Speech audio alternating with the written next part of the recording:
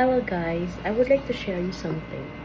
Something na magagamit you in the future when you are going to build your own business. Kasi yung business ko ngayon is hardware. And the most important thing na you need to consider first is yung location. Kasi yung location is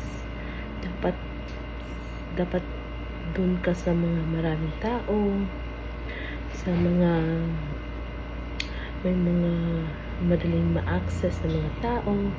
For example, malapit sa merkado, malapit sa mga maraming tao, yung accessible ng mga tao. Kasi kung location nyo is malayo at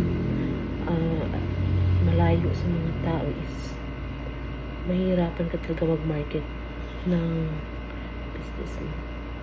Same sa amin, malayo yung kita mo yung pwesto na ni-rent namin.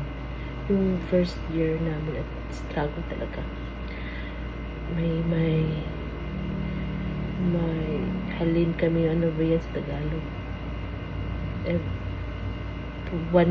one month, every day, mga 500, 700, 1,000, 5,000, hindi consistent.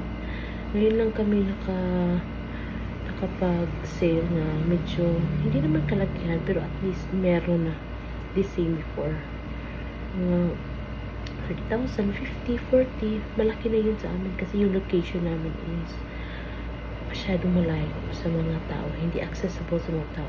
Pero good thing naman na may mga tao nagre-recommenda ng product namin, ng service namin, at yung negosyo namin. Kaya first and foremost talaga, you need to consider first the location. Talaga yung location. Dapat sa pumaramihan tao, yung accessible ng mga tao, yung madaling lapitan. Yan talaga yung pinaka-importante. Kaya gusto ko lang yung ma-share nyo yung mga yung dapat nyo i-consider talaga nung mag-start kayo ng business. Okay, bye!